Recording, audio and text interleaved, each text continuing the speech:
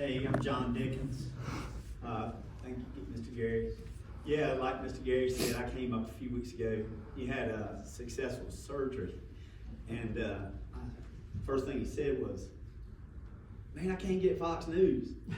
He loved watching Hannity, at night. So I showed him what channel it was and all that, and he was cutting up with the nurses and things like that. But I said, "Deddy," I said, "they're gonna put you in like a rehab for a few days for you to recover, He said, "Okay." I said, I'll call him, check on you. So I called him the next day, and he said, "I think I got a crazy woman living beside me." I said, "I don't think her elevator goes to the top." "What do you mean?" He says, "Man, she's in this wheelchair.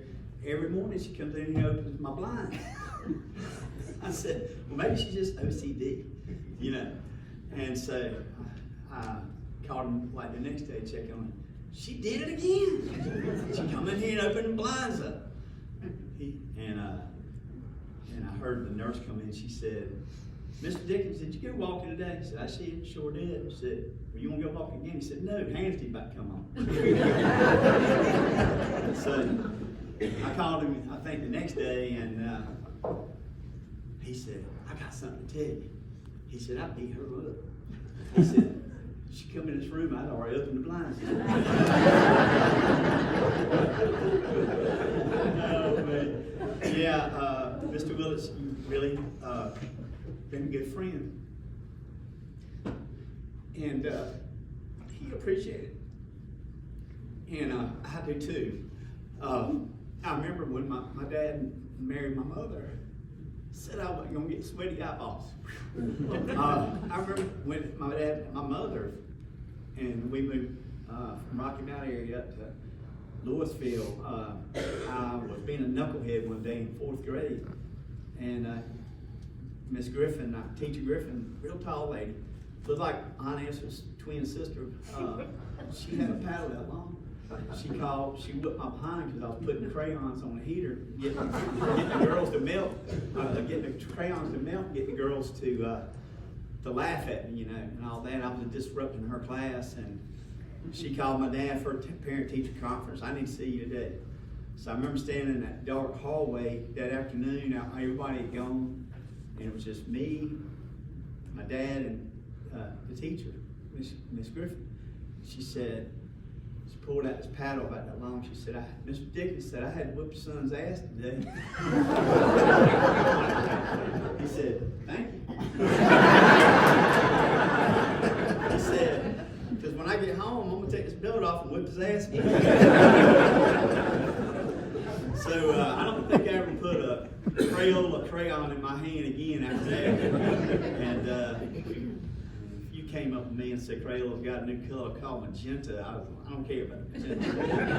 But yeah, that's the kind of person he was. But you tell those stories with him, and I don't remember that. Yeah, you do. But he, as y'all know, he spent time in Israel and stuff when we moved up there. So he missed a lot of my growing up. But so when we were together, we would catch up. Usually it was at Golden Corral or Waffle House or something. And I was telling him, man, I said, I got a buddy of mine that's got a Cessna 182, and he had the avionics.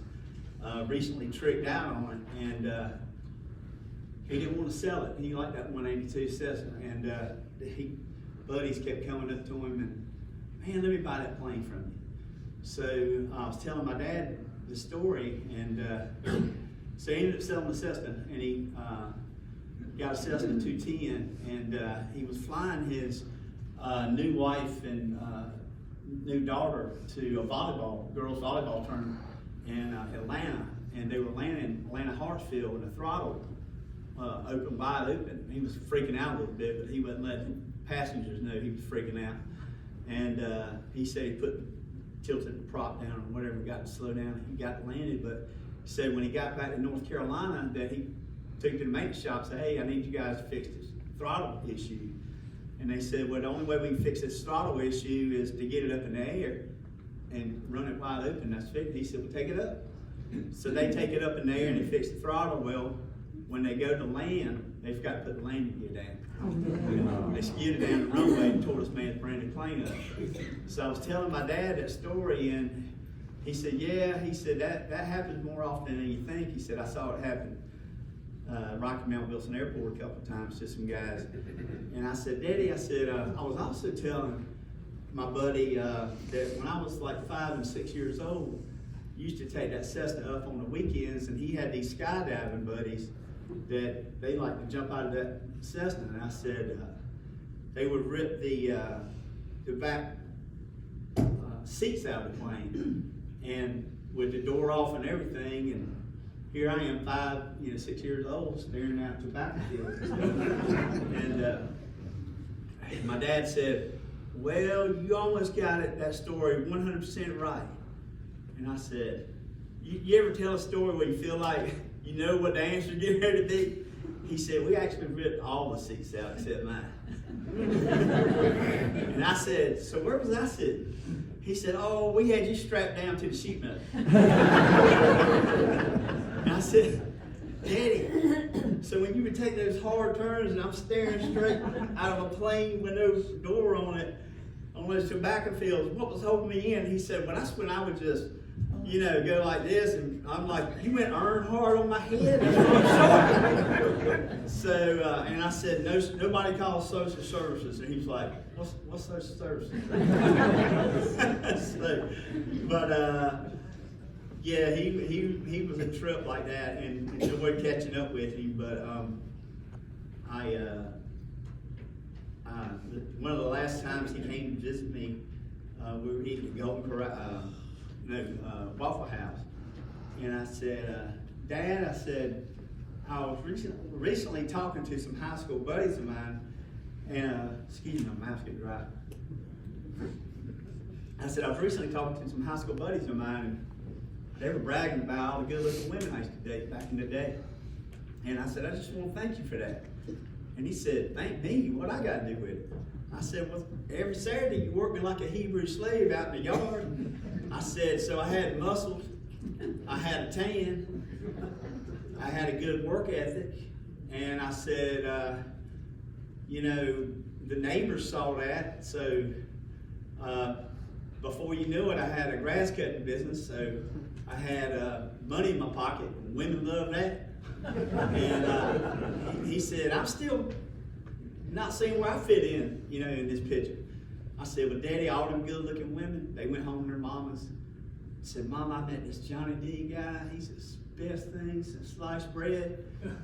And I said, their mamas always said, does his mom and daddy take him to church? I said, yep, every Sunday. He said, you better call that Johnny D guy. I said, my dad goes, what are you trying to say? You buy breakfast? I said, Daddy, that's exactly what I'm trying to say. But, yeah, my dad, he had a good life, and I remember him telling me he was close with his sisters, and he said that he didn't cry when she passed because he was close. Excuse me, he didn't cry when their mother passed because he was really close with his mother. So I'm at peace with it, and I appreciate y'all coming.